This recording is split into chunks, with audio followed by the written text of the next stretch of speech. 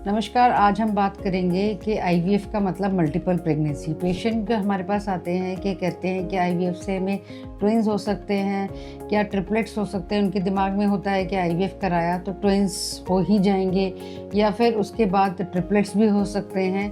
तो चलिए आज इसके बारे में चर्चा करते हैं। मैं डॉक्टर निधि शर्मा हूँ।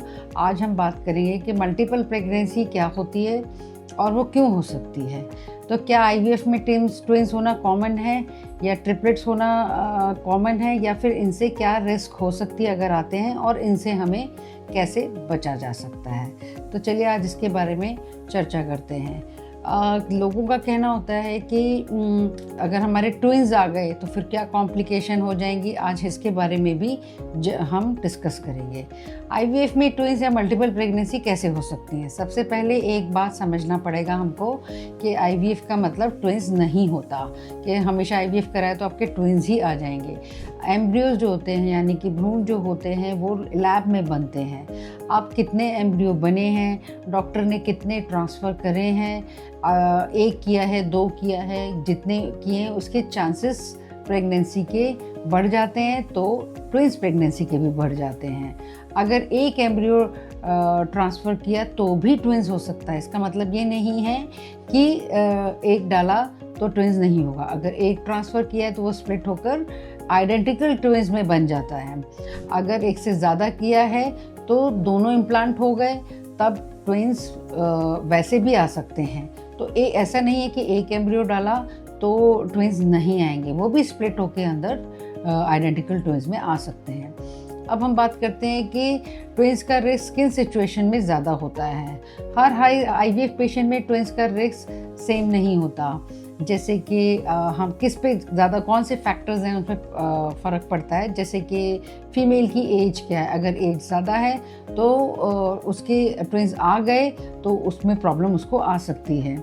और अगर और क्या फैक्टर हो सकता है, एम्ब्रियो की क्वालिटी कैसी है। एम्ब्रियो की क्वालिटी बहुत अच्छी है, दो डाले और दोनों ही इम्प्लांट हो गए।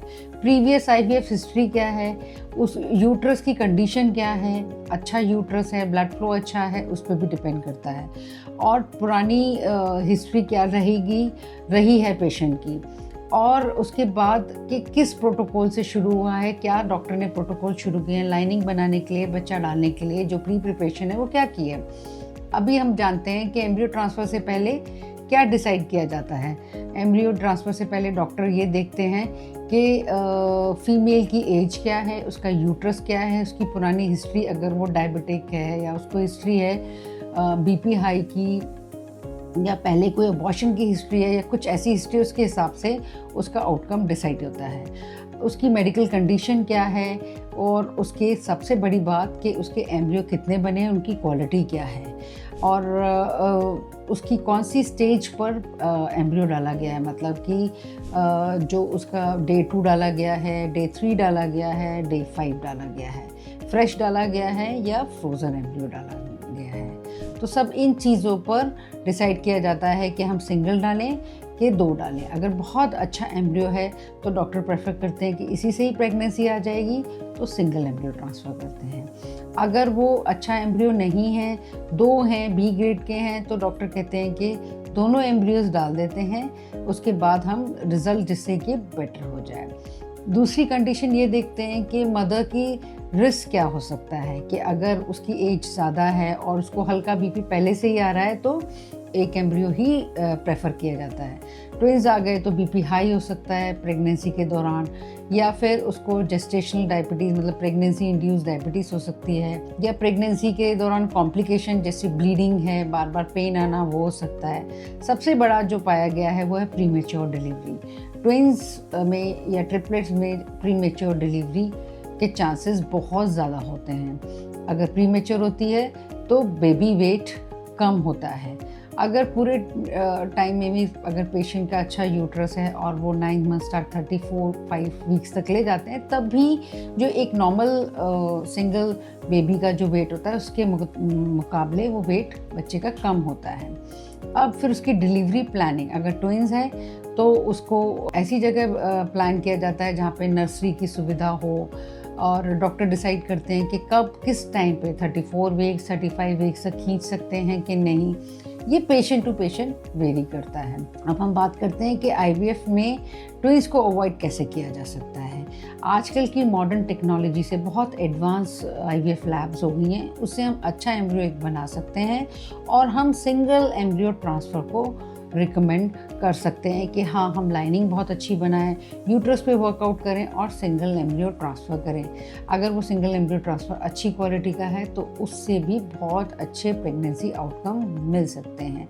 बचे हुए हेल्दी एम्ब्रियो को हम फ्रीज़ भी कर सकते हैं, तो इससे हमारा ट्विंस का रिस्क कम हो जाएगा, प्रेगनेंसी जो एंटीनेटल पार्ट है उसमें रिस्क कम हो जाएगा और पेशेंट भी एक फुल टाइम प्रेगनेंसी लेकर चल सकता है रिस्क को अवॉइड करके। तो जैसे मैंने आपको कहा कि हम ट्विंस किस पे डिपेंड करते हैं कि नंबर ऑफ़ हमने एम्ब्रियो कितने ट्रांसफ़र किए हैं, उस पे डिपेंड करता है, एम्ब्रियो की क्वालिटी पे डिपेंड करता है, यूट्रस की कंडीशन पे और जो फीमेल है उसकी एज पर। तो ट्विंस उसके पे डिपेंड करता है। चलिए हम बात करते हैं मिथ्स के बारे में। कुछ मिथ्स हैं कि जैसे आईवीएफ करवाएंगे तो ट्विंस ही पक्का होंगे। नहीं, आज के टाइम में बहुत से आईवीएफ प्रेगनेंसी सिंगल बेबी ही होते हैं क्योंकि वो सिंगल एम्ब्रियो ट्रांसफ़र किए जाते हैं। 2 एम्ब्रियो ट्रांसफ़र करेंगे उसमें भी कई बार एक ही आता है, ज़रूरी नहीं कि दोनों ही इम्प्लांट हो जाएंगे। हर पेशेंट के लिए कई केसेस में देखा गया है कि सिंगल एम्ब्रियो सेफ़ माना गया है। दूसरा मिथ है कि ट्विन प्रेगनेंसी एक बार में ही 2 बच्चे हो जाएंगे तो बेटर होती है। नहीं, ऐसा नहीं है। मल्टीपल प्रेगनेंसी से कॉम्प्लिकेशन के रिस्क बढ़ जाते हैं कि वो अर्ली डिलीवरी जैसे मैंने बताया, और ड्यूरिंग एंटीनेटल पार्ट में आपको बीपी हाई या डायबिटीज़, ब्लीडिंग, बार बार पेन होना, फ्रीक्वेंट हॉस्पिटल एडमिशन्स होना, वो रिस्क बढ़ जाते हैं। तीसरा मिथ है कि डॉक्टर हमेशा ट्विंस करवाना चाहते हैं, डॉक्टर ही खुद चाहते हैं कि ट्विंस हो जाए। नहीं, ऐसा नहीं है। मॉडर्न फर्टिलिटी जो टेक्निक्स आई हैं उससे एक अगर अच्छा एम्ब्रियो बनता है, एम्ब्रियो कल्चर करके देखा जाता है कि वो अच्छा है, तो एक एम्ब्रियो से प्रेगनेंसी आ सकती है।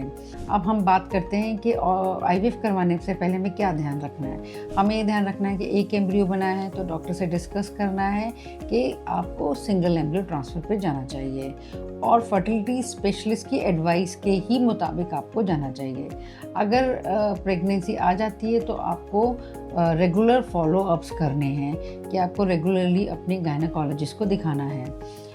और इंटरनेट पे जो मिथ आपको दिखाए जाते हैं प्लीज़ उनको अवॉइड करिए। प्रॉपर जो आपकी काउंसलिंग हुई है और आपका पर्सनल ट्रीटमेंट हुआ है उसके अकॉर्डिंग ही आप काउंसलर और डॉक्टर की बात सुनिए। आईवीएफ का मतलब ट्विंस नहीं है। अब तो मेरी बात आपको शायद थोड़ा सा समझ में आई होगी। मेरा वीडियो आपको कैसा लगा? अगर अच्छा लगा तो लाइक और सब्सक्राइब करिए और नीचे दिए गए पते पर आप कोई इसके अलावा जानकारी चाहते हैं तो आप पता कर सकते हैं। धन्यवाद।